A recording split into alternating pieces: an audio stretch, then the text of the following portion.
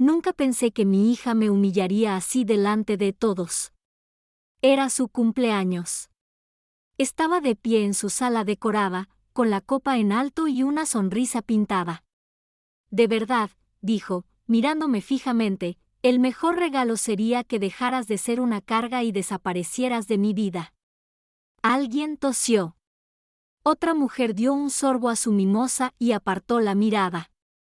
Me quedé allí, todavía con el pastel de limón que había horneado esa mañana, su favorito de la infancia. Había seguido su receta al pie de la letra. Ahora, tenía las manos heladas, como si no me pertenecieran. Se giró hacia sus amigas, ya yendo a otro lado, como si sus palabras no hubieran sido hirientes, como si no hubiera blandido el hacha delante de todos. Nadie me miró. Nadie dijo nada. Sonreí porque no sabía qué más hacer, una sonrisa tensa y diminuta. No siempre había sido tan fría. El cambio llegó gradualmente, con pequeñas pérdidas de calidez, como si alguien apagara las luces con un interruptor a la vez. Pero si tuviera que señalar el momento en que las cosas realmente empezaron a fallar, fue hace 6 meses, cuando pidió $25,000 para reformar su cocina, no porque algo se rompiera, ni porque lo necesitara, sino porque no quería echar mano de su colchón de bonificación y pensaba que mis ahorros para la jubilación, los que había ganado toda mi vida, estaban esperando a que los desprendiera como la corteza de un árbol. Le dije que no, con delicadeza y amabilidad. Le dije que necesitaba ese dinero para mantenerme a flote. No gritó, Lisa nunca grita. Simplemente se quedó callada, y luego más fría. Se acabaron las visitas los domingos. Me dije a mí misma que estaba ocupada, abrumada, que con el tiempo volvería a animarse. Pero ahora, allí estaba yo, en una sala llena de sus amigas, ofreciéndome como un chiste, sus palabras destrozando lo que quedaba de nuestra conexión. Una carga, dijo. Yo era una carga. Como si todo lo que hacía, los turnos dobles que trabajé para comprarle el vestido de graduación, las noches que me quedaba despierta con ella durante los exámenes finales, el dinero que le daba cuando dejó al padre de Mason, se hubiera transformado de alguna manera en una factura que estaba harta de ver. Había terminado de fingir, y tal vez yo había terminado de tener esperanzas. Me quedé paralizada hasta el final del brindis, luego obligué a mis piernas a moverse. Dejé el pastel en la mesa como si no importara, como si no estuviera hecho con amor, como si no fuera lo último que cocinaría para ella con tanto cariño. Porque en ese momento, algo dentro de mí también se rompió, no ruidoso, no desordenado, simplemente definitivo. Ya no pertenecía a esa casa, pero no podían echarme como si fuera basura. Me iría por mis propios medios. En un momento dado, Lisa desapareció por el pasillo con 2 amigas, riendo como si fueran chicas de instituto. La oí decir, no entiende lo agotador que es lidiar con ella. Es como si todo tuviera que girar en torno a sus sentimientos. Entonces la puerta se cerró con un clic. Me senté sola en el borde del sofá mientras los invitados charlaban mientras tomaban mimosas y quiche vegana. Algunos me sonrieron educadamente. Uno dijo, ¿eres la tía de Lisa? Casi me río. No, dije en voz baja, soy su madre. Parpadeó. Ah, no me había dado cuenta. Nunca habla mucho de ti. Asentí, porque, ¿qué sentido tenía? Esa pequeña frase me cayó como un martillo. Nunca habla mucho de ti. Después de todo lo que hice, de todo lo que di, los sacrificios, las noches caminando por el hospital sin dormir porque Lisa tenía fiebre y no había nadie más, las vacaciones que no vi a mis amigos para estar donde me necesitaban, finalmente, los invitados fueron llegando poco a poco. Se intercambiaron abrazos. Lisa estaba en la puerta con su vestido cruzado de diseñador, agradeciendo a cada persona como una anfitriona amable. Ni una sola vez me miró. Ni una sola vez me sacó una foto ni dijo, esta es mi mamá. Ella hizo el pastel. Nada. Me puse de pie lentamente, con todas las articulaciones doloridas, las rodillas, la cadera, el viejo accidente de coche que nunca sanó del todo. Me dirigí a la puerta mientras ella se despedía con un beso al aire. «Ah», dijo al verme, «¿sigues aquí?». Parpadeé. Estaba a punto de irme a casa, dije, tranquilo y firme. «Ah, vale». «Bueno, gracias por venir», dijo, como si yo fuera un pariente lejano de otro pueblo, no la mujer que la crió. No me abrazó. Salí al sol del atardecer, con el abrigo demasiado ligero para el frío repentino. Nadie se ofreció a acompañarme hasta el coche. Claro, no había ninguno.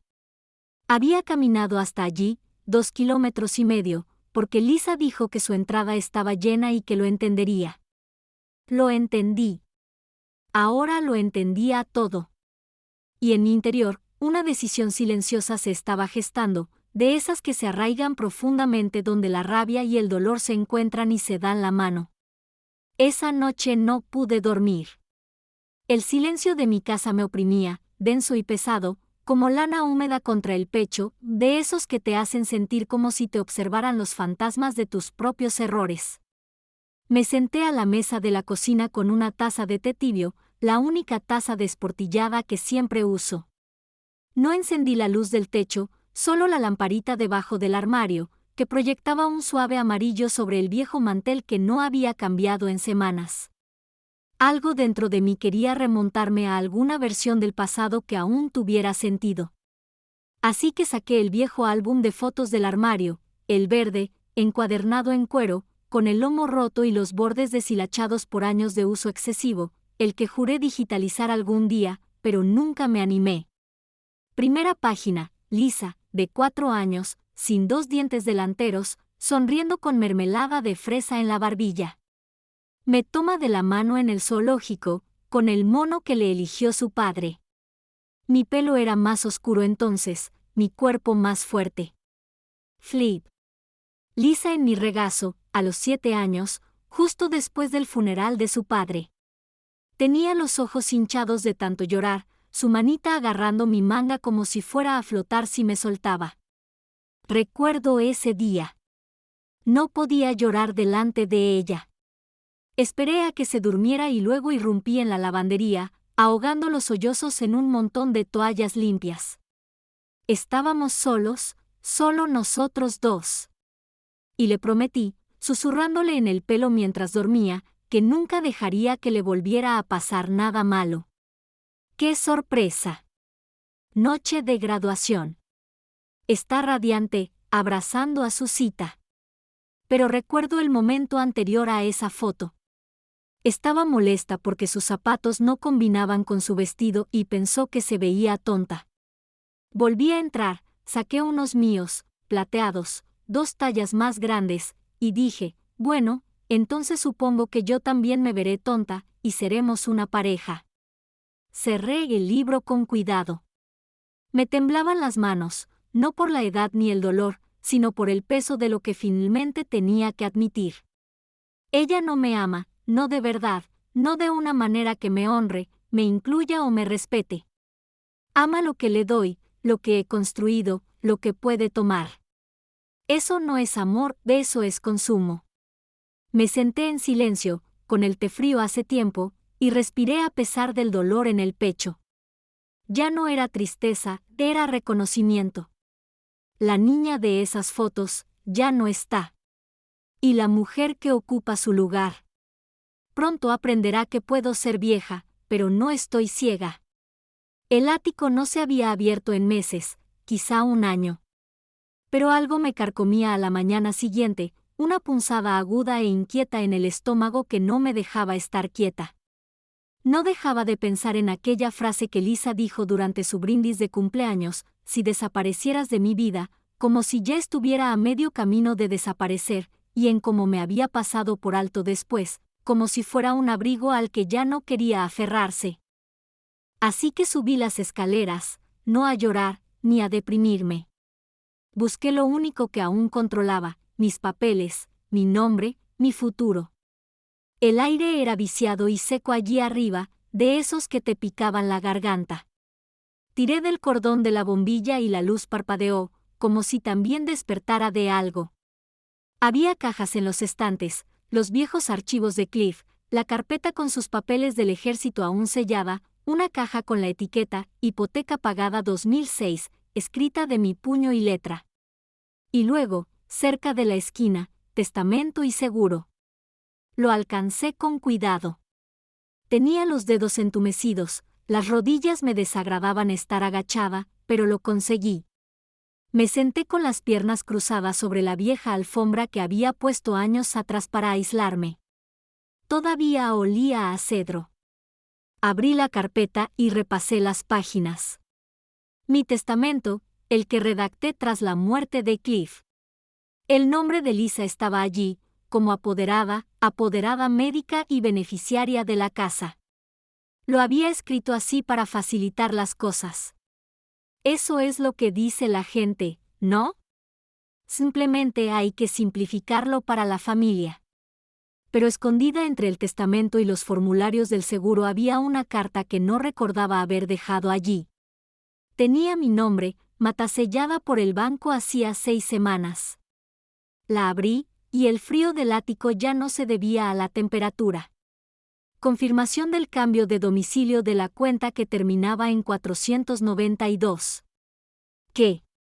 La volví a leer. Y luego otra vez.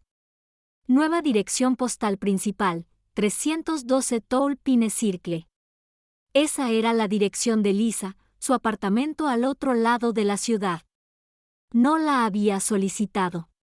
No había firmado nada.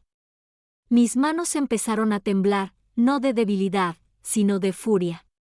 Había desviado mi correo financiero sin decirme nada, sin preguntarme. Mi cuenta de jubilación, la que Cliff y yo construimos durante 40 años, el colchón del que dependía para mantenerme a flote, ahora estaba vinculada a su casa. Rebusqué en la caja de archivos, buscando el sobre, el original. Ya lo habían abierto, con un corte limpio con un abrecartas, no rasgado como suelo hacer. Alguien lo había visto antes que yo. ¿Había estado aquí? Apreté los bordes del archivo, intentando calmar el remolino en mi pecho. Debió de haberlos revisado cuando estaba en rehabilitación la primavera pasada, después de mi caída. Le pedí que me trajera los papeles del seguro. Llevaba semanas sin poder subir escaleras. Le dije dónde estaban los archivos. Había confiado en ella. Ella había usado esa confianza como una palanca. Me recosté contra la pared del ático, respirando entrecortada y agitadamente. Ya no era solo amargura. Era un robo, encubierto, calculado, disfrazado de preocupación. Y de repente, su frialdad de la noche anterior cobró sentido. Su necesidad de que desapareciera. Si yo estuviera fuera de escena, no habría más preguntas, ni más supervisión, solo libre acceso. Se me revolvió el estómago. Ella no solo quería espacio, quería mi vida, las partes que aún tenían valor. Y le había entregado las llaves, pensando que me cuidaban. Me levanté lentamente, con las piernas rígidas y temblorosas. Pero me puse de pie. Quería que me fuera. A ver cómo me maneja despierto. 2 días después, estaba de nuevo en el jardín, lo único que aún me tranquilizaba. Las rosas por fin florecían después de la helada tardía. Las estaba podando, un trabajo lento para dedos rígidos, pero familiar. La tierra no me mentía, no fingía importarme. Era primera hora de la tarde. Los pájaros cantaban en lo alto. El aire olía ligeramente a mantillo y pozos de café, acababa de vaciar mi compostera. Fue entonces cuando lo oí, pasos. Me incliné un poco, lo justo para mirar a través del enrejado de mi pórtico. Lisa. No llamó. No llamó. Caminó directamente hacia mi buzón con la misma naturalidad que si fuera suyo. La tapa se abrió con un chirrido. Metió la mano. Se detuvo, miró a la izquierda y luego a la derecha. No me vio agazapado entre las rosas rosadas y el viejo bebedero para pájaros que Cliff había hecho años atrás. Sacó 3 sobres. Desde donde estaba, pude ver el borde azul del logo de un banco. Ni siquiera los abrió allí mismo. Se los metió bajo el brazo como si fueran folletos de supermercado, dio media vuelta y regresó a su coche, una elegante camioneta plateada que, según dijo, no podía permitirse cuando le pregunté por mis $12,000 del año pasado. No me vio. No me moví hasta que el coche dobló la esquina. Entonces me puse de pie lentamente, con las rodillas crujiendo como tablas viejas. Así es como lo ha estado haciendo, nada de hackers, nada de allanamientos, solo robando correo, robando información, desmembrándome pieza por pieza de forma tan silenciosa que nadie se daría cuenta. A menos que estuvieras mirando. Pero ahora estaba mirando, con los ojos abiertos y alerta. Volví a pensar en el sobre del ático, el corte limpio, el resellado cuidadoso. Había revisado mis registros como si fuera su derecho. Y ahora, al verla deslizar mi correo bajo el brazo sin pestañear, lo supe en el fondo de mi alma, Lisa no creía estar robando. Creía que tenía derecho. Se había convencido de que yo no me daría cuenta, de que era lento, somnoliento, inconsciente, de que, por necesitar ayuda para subir escaleras después de la cirugía, había perdido el derecho a gestionar mi propia vida. Me senté en el banco del jardín, el mismo en el que Cliff y yo solíamos tomar el té todos los domingos.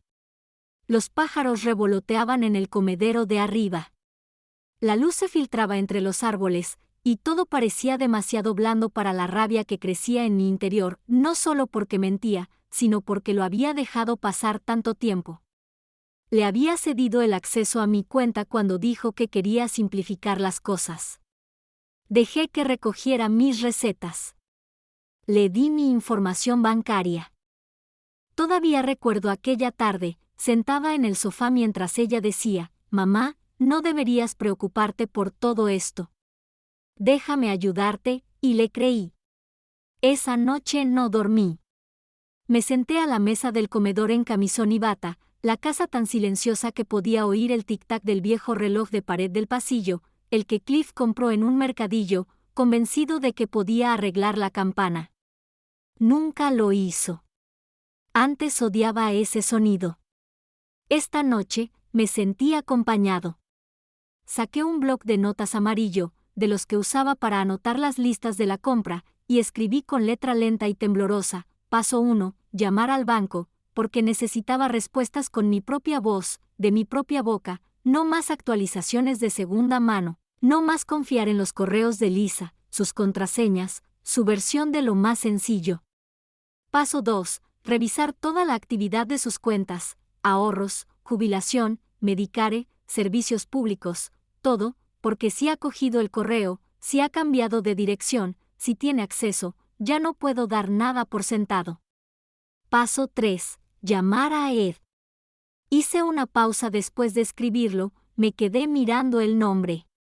Ed Martín, un viejo amigo de mi difunto esposo del Departamento de Asuntos de Veteranos, ahora jubilado, pero aún inteligente, aún decente, aún abogado colegiado.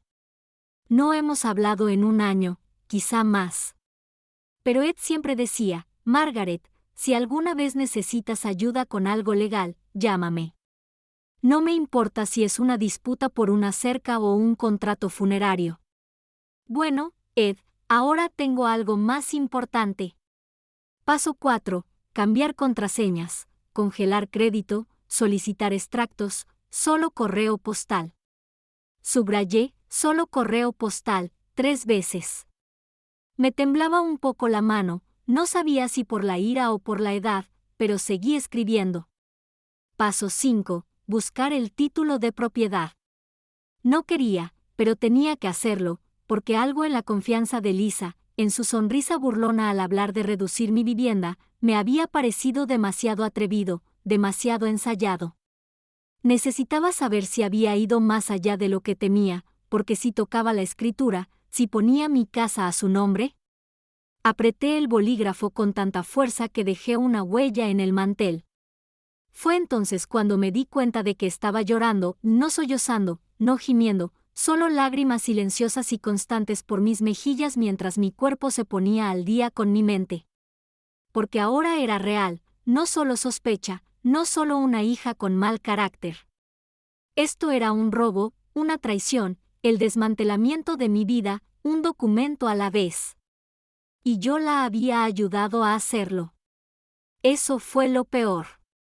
La dejé porque creía en la familia, porque pensaba que el amor significaba confianza, porque quería creer que me veía como su madre, no solo como un obstáculo para moverme. Pero hay una línea entre la confianza y la rendición, y la crucé sin darme cuenta. A la mañana siguiente, me puse ropa de verdad, pantalones, blusa y el cardigan azul que, según Cliff, me daba una mirada tranquila. No quería parecer alguien a quien se pudiera ignorar. Quería parecer alguien que guardaba recibos. La sucursal local no estaba lejos, a solo 10 minutos en autobús. No quería pedirle a Lisa que me llevara. No quería que supiera a dónde iba. Al entrar, el vestíbulo olía a aire acondicionado frío y a cuero sintético. Un joven con una corbata demasiado ajustada me saludó, pero pregunté por la gerente de la sucursal. ¿Tiene algún problema con su cuenta, señora? Espero, dije. La gerente, una mujer llamada Rachel de mirada amable, salió unos minutos después. Aparentaba apenas 30 años, pero me estrechó la mano con firmeza. Necesito revisar la actividad de los últimos 9 meses en mis cuentas de ahorro y jubilación, dije, en persona, sin correo electrónico ni portal en línea. Rachel me acompañó a su oficina. Le entregué mi identificación, mi bloc de notas y la carta impresa con el cambio de domicilio. Observé atentamente su expresión mientras leía. ¿Autorizó usted este cambio de domicilio, señora Winters? No. Apretó los labios hasta formar una fina línea. Abrió el historial de la cuenta. Recorrió la pantalla con la mirada. Luego giró ligeramente el monitor para que yo también pudiera ver. 9 meses de retiros discretos, 1,200 pesos por aquí, 2,500 pesos por allá, cada uno marcado como transferencia en línea, siempre a la misma cuenta corriente vinculada. ¿Alguna vez te registraste en la banca en línea?, preguntó Rachel con suavidad. No, ni siquiera sé cómo. Era la verdad. Lisa siempre se había encargado de eso, insistía en que era más fácil, menos papeleo, decía. Rachel hizo clic en el perfil de la cuenta vinculada. El número de teléfono no era mío, pero lo sabía, el de Lisa, el que tenía desde la universidad. Yo pagaba la cuenta hasta que consiguió su primer trabajo. Compré ese teléfono. Se me secó la boca. ¿Puedes mostrarme cuándo se configuró el acceso en línea?, pregunté. Rachel hizo clic de nuevo. Se activó hacía 10 meses a través de un dispositivo móvil. Hizo una pausa, usando el poder notarial que tengo registrado. Me quedé paralizado. Lisa tenía el poder notarial. Se lo di después de mi cirugía de cadera el año pasado, por si acaso pasaba algo durante la anestesia. Nunca lo revoqué, susurré. Rachel se volvió hacia mí, seria. Recomiendo encarecidamente que iniciemos una denuncia por fraude, dijo. Y quizás quieras considerar congelar estas cuentas hasta que se revise formalmente la situación. Asentí, pero sentía todo el cuerpo pesado, como si el dolor me hubiera calado los huesos. 10 meses. 10 meses que me había estado extrayendo del futuro. ¿Hay algo más que quieras comprobar?, preguntó Rachel.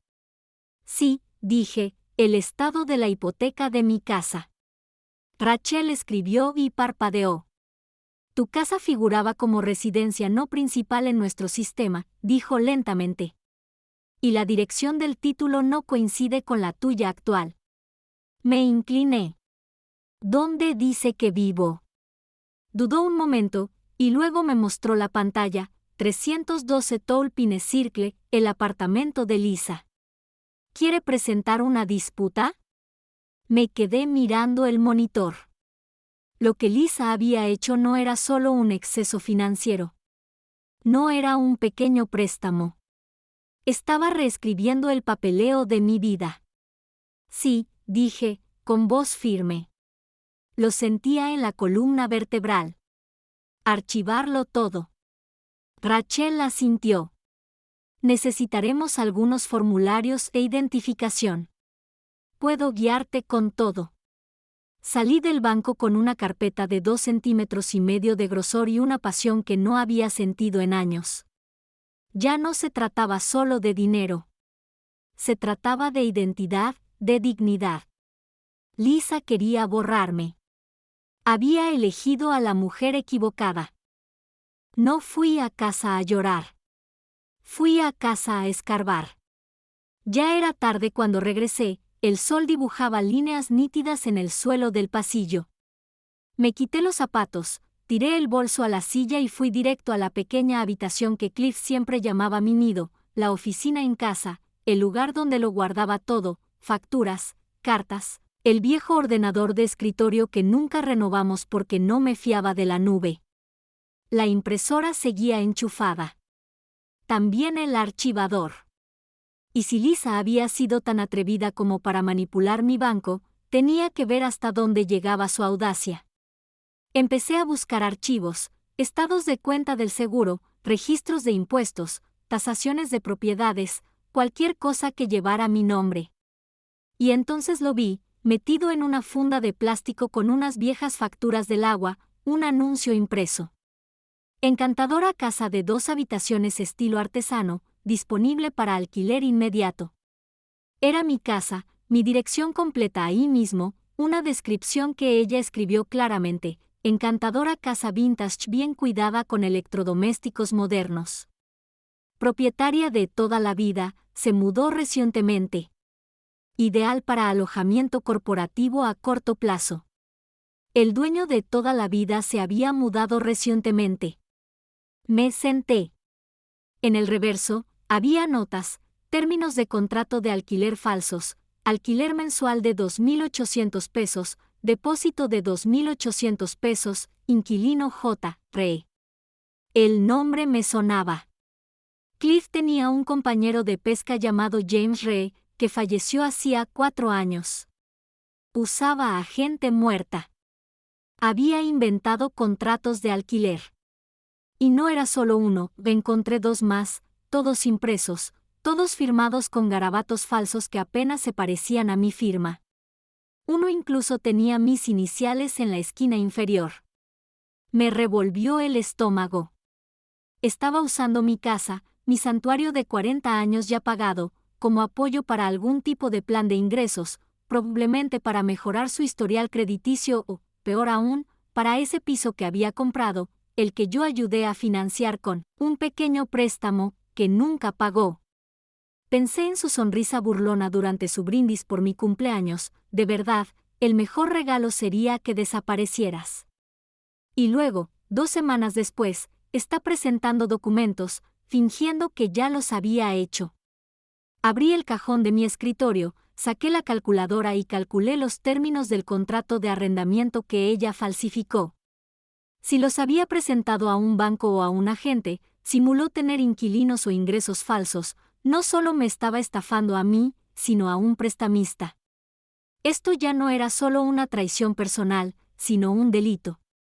Me quedé allí sentada, con la habitación dando vueltas, y entonces lo oí, el suave timbre de mi bandeja de entrada. Abrí la computadora. Un nuevo mensaje de Lisa M. Realty Services. Me quedé sin aliento. Había usado mi factura de internet, mi nombre, mi dirección, mi vida. Se había registrado como administradora de la casa, mi casa. No preguntó. No me avisó. Simplemente lo tomó, como si ya me hubiera ido. Eso fue lo que más me impactó. No solo se preparaba para echarme, estaba dejando un rastro de papel que decía que yo nunca había existido en esta casa. Me quedé quieto un buen rato. Las paredes a mi alrededor se sintieron repentinamente desconocidas, como si hubiera entrado en la casa de un extraño, y sin embargo, todo en esta habitación era mío: las medallas de guerra de Cliff, la foto enmarcada de Lisa en su graduación del instituto, el pequeño cajón lleno de tarjetas de cumpleaños que me escribió cuando tenía 7 años y aún me quería con crayones. Quería ser dueña del cascarón, pero jamás comprendería el alma de este lugar. Cerré el cajón con suavidad. Entonces me puse de pie. Se había llevado mi nombre, mi dinero. Ahora intentaba robarme mi legado, pero no era yo quien estaba siendo borrado. Era ella, porque yo lo estaba reuniendo todo: documentos, firmas, cronologías, nombres. Y cuando todo esto se derrumbara, ella sería la que se quedaría sin techo. Necesitaba aire, no el que entra por las ventanas entreabiertas, sino un espacio abierto, sin paredes, sin cerraduras, sin recuerdos de ella. Así que fui al lago. Hay un banco que siempre me gustó, escondido entre 2 viejos abedules. Cliff y yo solíamos venir aquí los domingos, con un café en la mano y los patos caminando a nuestros pies. Ese banco tuvo muchos años buenos. Ahora iba a presenciar algo más. Me senté, la madera calentada por el sol de la tarde. El lago estaba tranquilo, cristalino, sin una sola onda, salvo un pájaro que volaba bajo, apenas rozando la superficie con sus alas. Antes creía que la quietud significaba paz. Ahora lo entendía: a veces es solo la pausa antes de que todo se derrumbe. Saqué el sobre de mi bolso. Dentro había copias de los contratos de arrendamiento falsos, los registros de retiros bancarios, la carta de confirmación con el condominio de Lisa como mi dirección oficial, y la última página, el resumen de la cuenta: 47,320 pesos.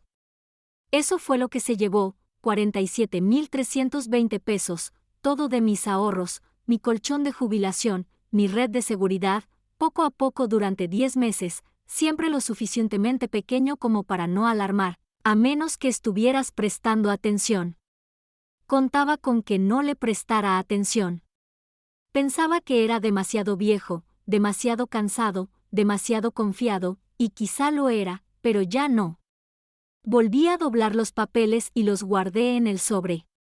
Mis dedos se movían con cuidado, como si estuviera manipulando algo venenoso, porque de eso se trataba, no solo un problema de dinero. Era el momento de aceptar que el amor puede pudrirse silenciosamente desde dentro. Solía decirme que Lisa simplemente estaba estresada, abrumada, atrapada en su nueva vida, su apartamento, su círculo social, su hijo. Solía justificar su frialdad: está cansada, no lo dice en serio, ya volverá en sí. Pero ahora sabía la verdad. No se perdió a sí misma, me abandonó. La bondad que creía enterrada bajo el estrés, hacía tiempo que se había ido. Lo que queda ahora es cálculo y derecho. No solo quería espacio, quería reemplazarme. Miré fijamente el lago, las largas sombras de los árboles proyectaban sobre la superficie. Un pato pasó nadando, graznando una vez, como si rompiera el silencio entre los dos. Debería haber sollozado, pero no quedaban lágrimas, solo silencio, denso, sagrado. Pensé en llamarla y preguntarle: ¿por qué? ¿Cómo pudiste? Te amé más que a mí mismo. Pero no quiso oírlo, no porque no pudiera, sino porque no le importaba. Y en algún punto entre ese contrato de arrendamiento falso y ese dólar robado, tomó una decisión: creía que yo era desechable. Así que tomé la mía. No iba a rogar. No iba a gritar. Iba a enterrarla en hechos, en firmas, en papeles, en pruebas frías y contundentes de que no soy una anciana decrépita con la memoria borrosa y manos suaves. Soy Margaret Winters. Trabajé en 2 empleos durante 30 años. Construí esa casa solo con ahorros y terquedad, y ya no me engañarían. Al día siguiente, preparé sopa de pollo y cebada, su favorita de pequeña. Por aquel entonces, la llamaba cena mágica, cuando yo solía arreglar las cosas con un tazón y un beso en la frente. No la hice por nostalgia. La preparé porque necesitaba una excusa para entrar en su apartamento, verla a los ojos de cerca, estar entre las paredes que ella pagó con pedazos de mí. Cuando toqué el timbre, al principio no contestó. Luego sonó el timbre y la puerta se abrió con un clic, no dijo hola. Entré de todos modos. La entrada olía a vela de boutique, a cítricos y a orgullo. Lisa, la llamé en voz baja. No contestó, pero la oí en la otra habitación, paseándose de un lado a otro, con el teléfono pegado al oído. Su voz era cortante y tensa. Sí que tengo ingresos por alquiler, espetó. Son constantes. He enviado los documentos. Mira, esos contratos se firmaron hace meses. No deberían penalizarme porque la aseguradora quiera jugar conmigo. Me detuve justo antes de la esquina. Aún no me había visto. Me quedé quieto, con el Tupperware caliente en las manos. Suspiró con fuerza al teléfono. No, es de mi madre, pero se mudó. Bueno, no va a volver. No es que lo necesite. Parpadeé. No iba a volver. Lo había dicho como si ya estuviera muerta, como si me hubiera desvanecido, como si ya no viviera en esa misma casa, durmiendo en esa misma cama con la foto de Cliff en la mesita de noche y mi nombre aún grabado en el buzón. Di un paso adelante. Lisa dio un respingo al verme. Mamá, dijo, conteniendo la respiración y los ojos abiertos. Bajó el teléfono rápidamente. No sabía qué. ¿Qué haces aquí? Levanté el recipiente. Traje sopa, dije, tranquilo, tranquilo. El corazón me latía con fuerza, pero la voz no. Parpadeó. Ay, dijo demasiado rápido, qué bien. Parecía nerviosa, como si hubiera pillado algo. No quería interrumpir, dije, entrando en la cocina.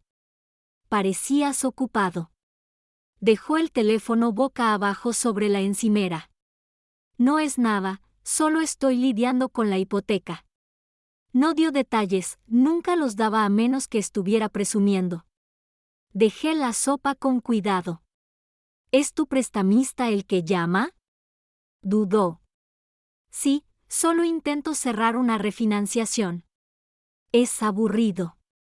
Lo dejé reposar un momento y luego miré la habitación, elegantes encimeras, electrodomésticos de acero inoxidable, uno de esos fruteros falsos sobre la mesa, todo pagado con mis propios restos.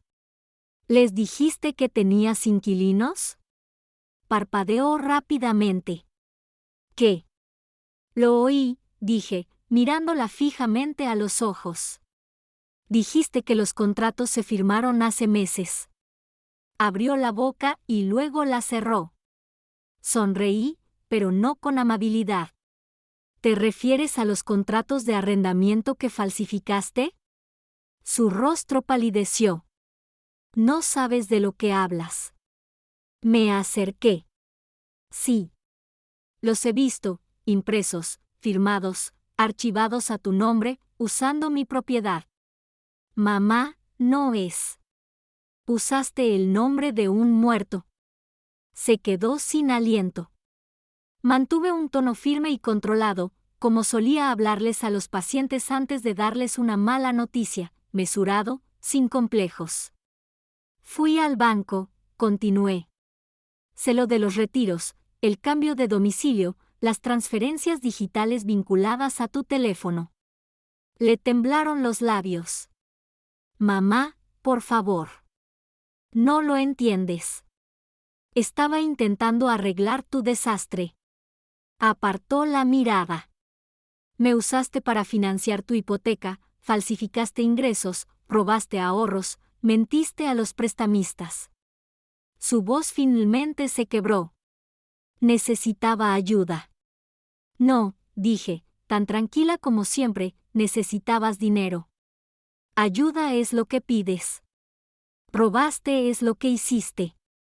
Retrocedí. Disfruta la sopa, añadí. Será tu último regalo de mi parte. No dijo ni una palabra mientras salía, pero la oí jadear detrás de mí. Y eso fue suficiente. Ella lo sabía. Sabía que ya no me quedaba callada, y estaba a punto de aprender exactamente qué pasa cuando la mujer que subestimaste deja de ser útil y se pone furiosa. Ed abrió la puerta con una sonrisa cansada, con una carpeta manila ya en la mano. He estado investigando un poco, dijo antes de que yo siquiera cruzara el umbral. Pensé que tendríamos mucho que cubrir. Me llevó a su cocina y despejó un lugar en la mesa. Había barras de limón intactas junto a una taza de café que probablemente se había enfriado, esperándome. No me senté enseguida. Saqué el sobre de mi bolso y lo extendí, las cartas bancarias de Lisa, copias de la actividad de la cuenta, una captura de pantalla impresa del anuncio de Lisa en la inmobiliaria donde mi casa estaba en alquiler. Ed fruncía el ceño aún más con cada página. Usó el nombre de un difunto, murmuró. James Ree falleció en 2019. Este contrato de arrendamiento está fechado la primavera pasada. Falsificó firmas, dije, incluida la mía.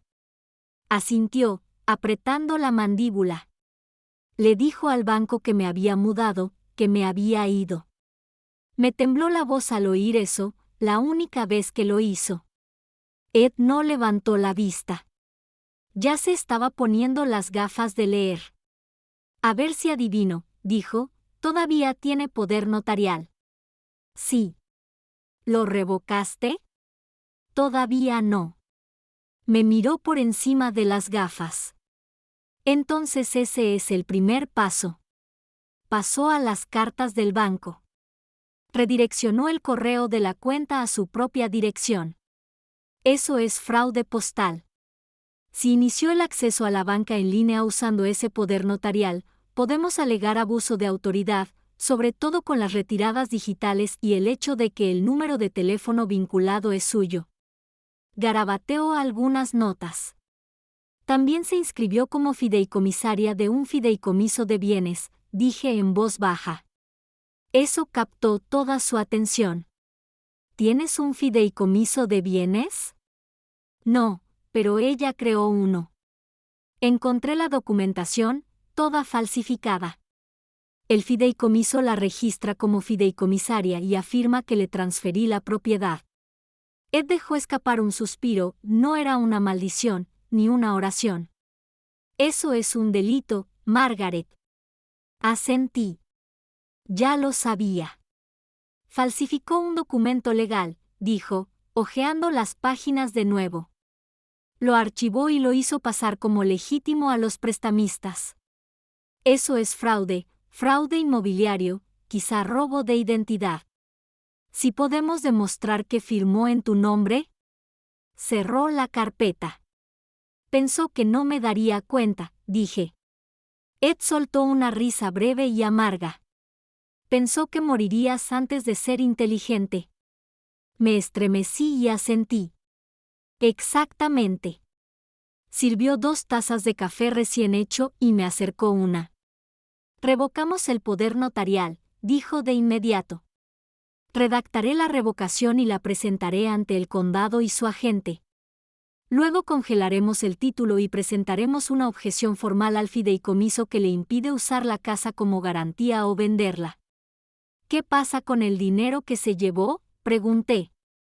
Si estás lista para presentar cargos, contactamos a la división de fraude del banco y presentamos todo.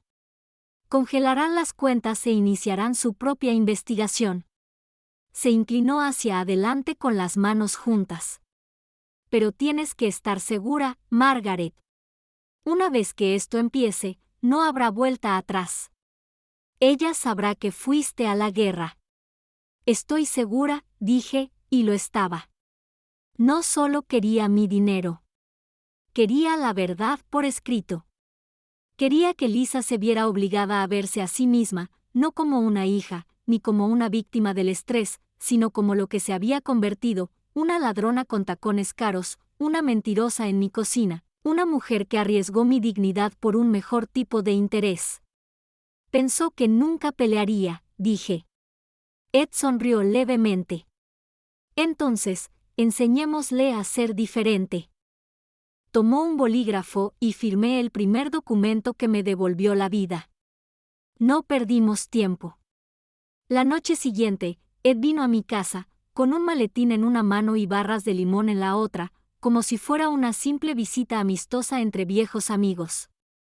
Pero lo que nos sirvió en la mesa no fue postre, sino papeleo, capas y capas de defensa. Revocación del poder notarial, firmada y certificada ante notario. Una orden de congelamiento del título de propiedad, presentada a través de la oficina del tasador. Notificaciones al banco, a la firma de corretaje de Lisa y al departamento de registros del condado. Todo lo que había estado usando para hacerse pasar por el control, cortado documento por documento. Esto activará alertas, dijo Ed. Una vez que se le revoque el acceso, los sistemas marcarán cada intento de inicio de sesión. Entrará en pánico. Bien, dije. Trabajábamos a la luz de las velas después de que la luz se fuera un par de veces. La tormenta pasaba, la llovizna golpeaba las ventanas. La casa se sentía vieja pero llena de vida, como si escuchara. Hacía años que no me sentaba a esa mesa así, con un propósito. Cliff y yo solíamos revisar las facturas juntos aquí, presupuestando nuestras vidas en cuadernos amarillos y calculadora. Ahora yo estaba presupuestando algo completamente distinto, la justicia. También tengo el paquete de fraude preparado para el banco, dijo Ed, tocando la carpeta más gruesa. Lo entregarás mañana en persona. Trae tu identificación. Trae todo lo que tengas. En cuanto abran un caso formal, contactarán directamente con Lisa y le bloquearán el acceso. No se lo esperará. Asentí y luego respiré hondo. Quiero tenderle una trampa, dije. Ed arqueó una ceja. No es ilegal, añadí, solo es tentador. Esperó. Quiero que piense que me voy de la ciudad, que me he dado por vencido. Quiero ver qué hace cuando crea que me he librado de nuevo. Ed se recostó en su silla, frotándose la barbilla.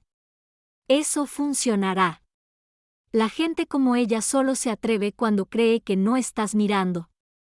Hicimos un itinerario falso, un viaje de una semana a un spa. Lo imprimí en papel bonito y escribí una nota con el tono de Lisa. Pensé que te gustaría un pequeño descanso. Te reservé algo tranquilo. Revisaremos la casa mientras no estás. Lo dejaría a la vista, dejaría que lo encontrara, y luego estaría aquí, observando. Nos coordinamos con la división de fraude para monitorear la actividad de mi cuenta. Si ella iniciaba sesión, movía fondos o consultaba saldos, yo recibía una alerta, y Ed también. Pensará que me he ido, dije, y se descuidará. Ed asintió.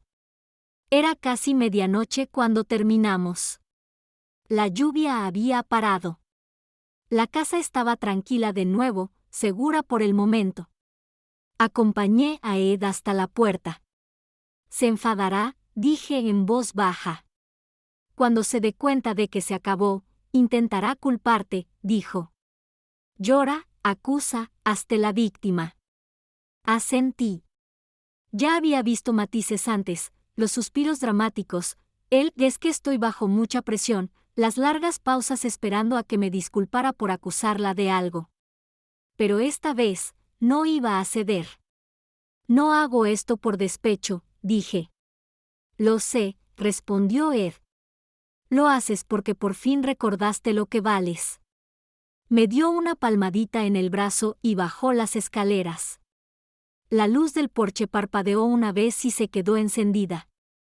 Me quedé allí un rato, descalza sobre el felpudo, sin esperar nada, solo sintiendo la casa bajo mis pies, las tablas del suelo que Cliff colocó él mismo, la moldura que pinté después de la primera obra de teatro de Lisa, la mesa del comedor donde le enseñé a llevar la cuenta bancaria cuando aún quería aprender de mí. Iba a aprender de mí otra vez, pero esta vez la lección le costaría todo. Los 3 días siguientes, todo transcurrió con normalidad. Pegué una nota falsa en la nevera con mi itinerario de spa, dejé una bolsa de lona llena junto a la puerta e incluso le dejé un mensaje de voz, simplemente confirmando que haría un brunch el domingo antes de irme de la ciudad. Cociné temprano esa mañana, quiche de espinacas, esa que siempre decía que me hacía parecer de Food Network. Incluso puse la mesa en su apartamento con servilletas de tela y jugo de naranja en vasitos. Cuando abrió la puerta, parecía sorprendida, sonrojada, quizá no por el maquillaje, sino por los nervios. «Te ves bien», dijo. «Tú también», dije con una cálida sonrisa. «Me alegra verte». Nos sentamos. Serví la comida. Ella probó la suya, pero sus ojos seguían fijos en la puerta. «¿De verdad te vas de la ciudad una semana?», preguntó. Pensé que ya era hora. Recargar un poco las pilas. «Bueno, dime si quieres que revise la casa», dijo rápidamente, «o que riegue las plantas». Sonreí y asentí. «Por supuesto». Dejé las instrucciones en la mesa. Se relajó un poco después y le dio un mordisco más grande a la quiche. Hablamos de nada durante un rato, temas seguros, el tiempo, los precios de la comida, la actuación de siempre. Luego, después del café, metí la mano en mi bolso y saqué una bolsita de regalo, de esas que se usan para joyas. Arqueó las cejas. «¿Qué es esto?»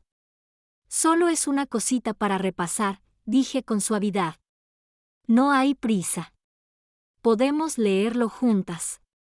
Abrió la bolsa lentamente y sacó el primer documento.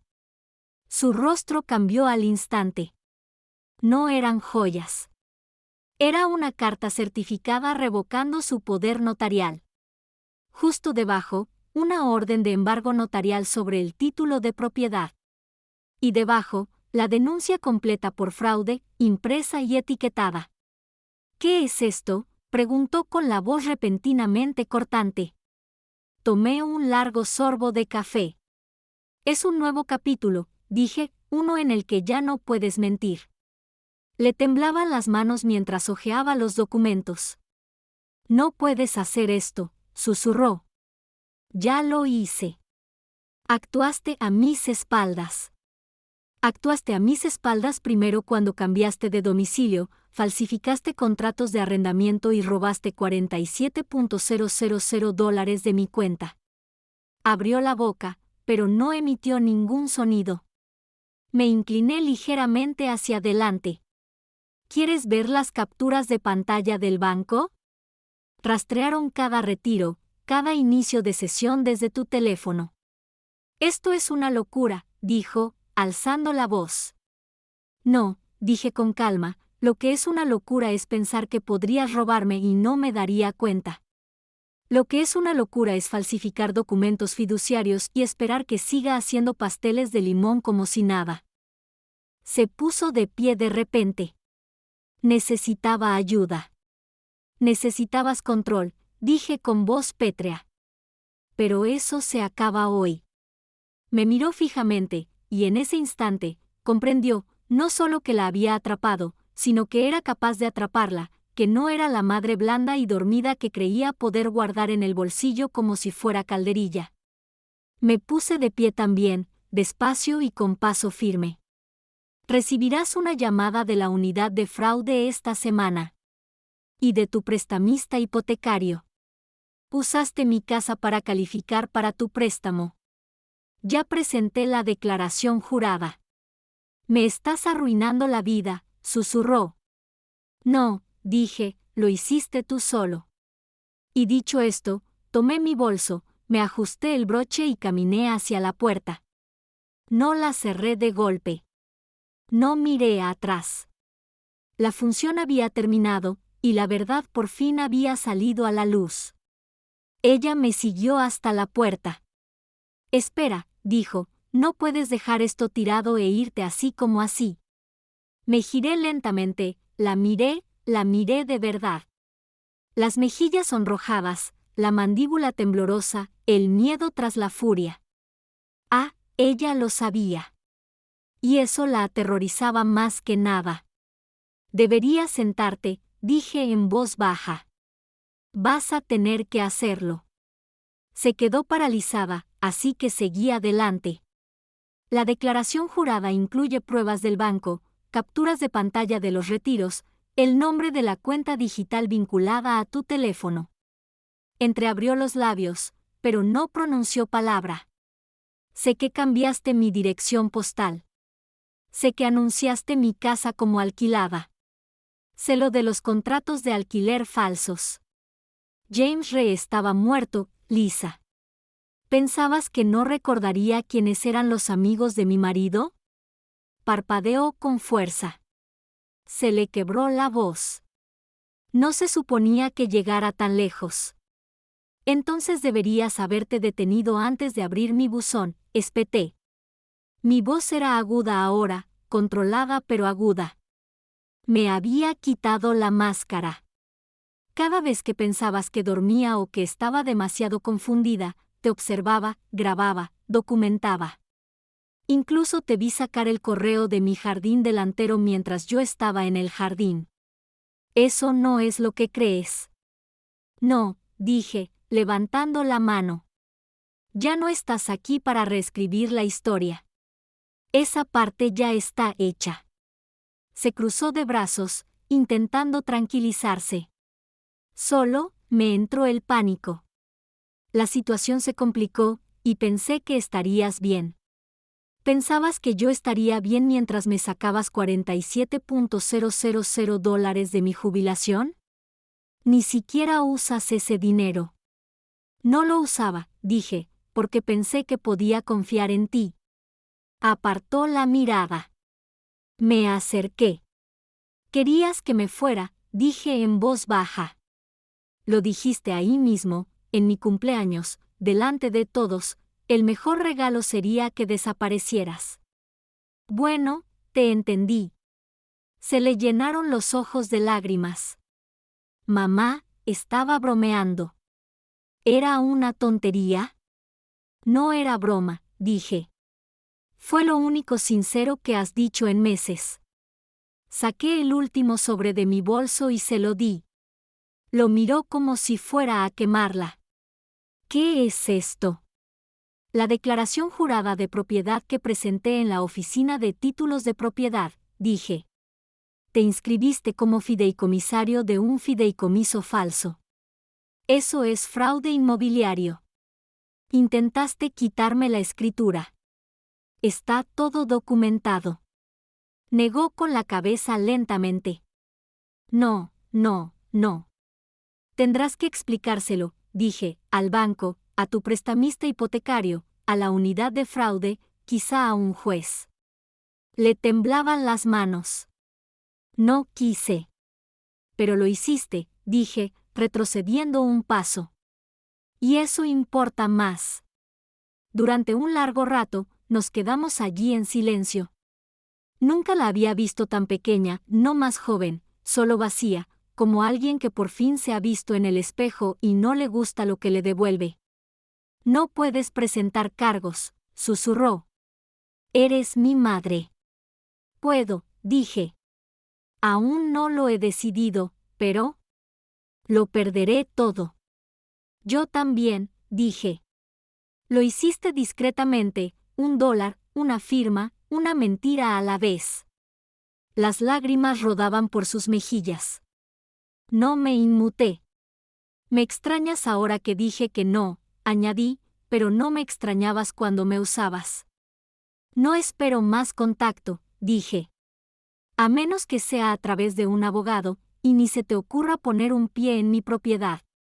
He cambiado las cerraduras.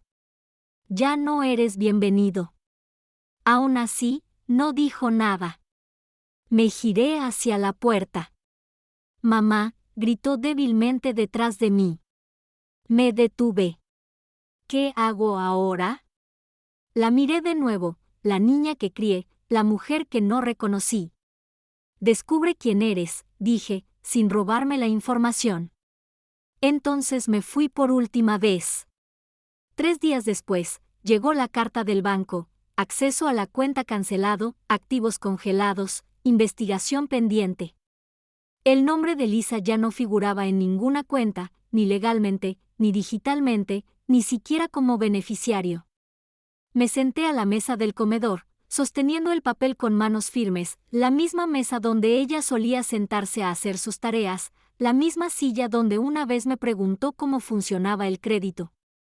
Miré mi casa, todavía mía, todavía en pie, todavía llena de mi vida. La congelación del título de propiedad se mantuvo. El condado aceptó mi declaración jurada y denunció el fideicomiso fraudulento. Ed dijo que ya nadie podía tocarlo.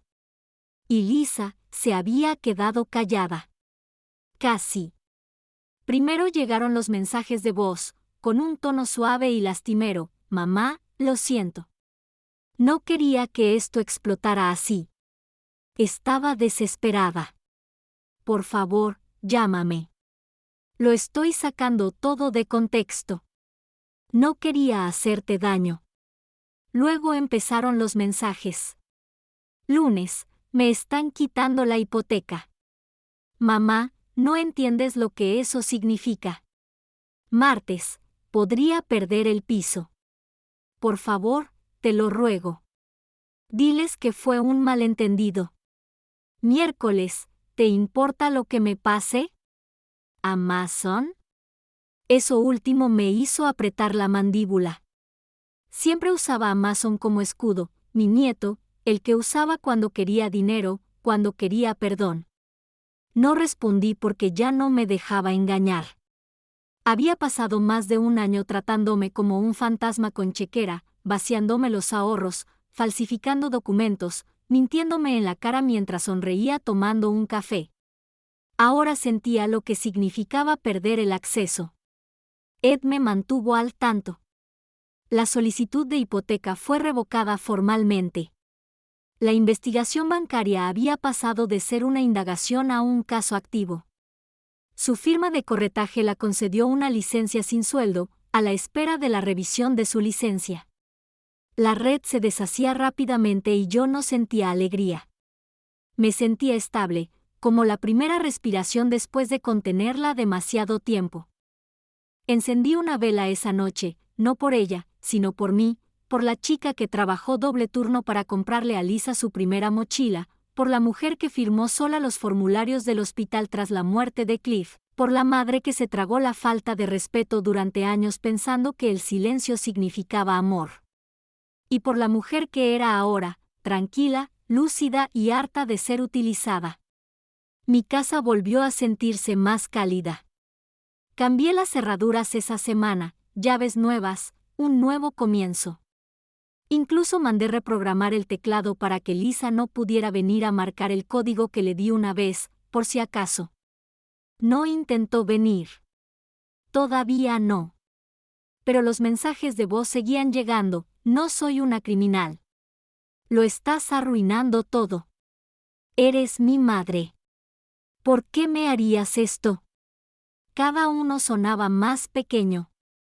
Cada uno me recordaba a la mujer que había sido, siempre absorbente, siempre indulgente, siempre poniendo excusas. Pero ya no era ella. Ahora era alguien que contestaba el teléfono y no contestaba, que leía los mensajes y los borraba, que cruzaba su puerta sin miedo a que le robaran la vida pieza por pieza.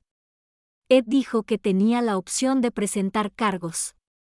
No lo necesitábamos para el caso de fraude, el banco lo investigaría por su cuenta, pero si quería presionar para que me procesaran, podíamos. Le pedí tiempo porque el castigo no era mi objetivo. Lo eran los límites. Y por primera vez, Lisa se topó con ellos.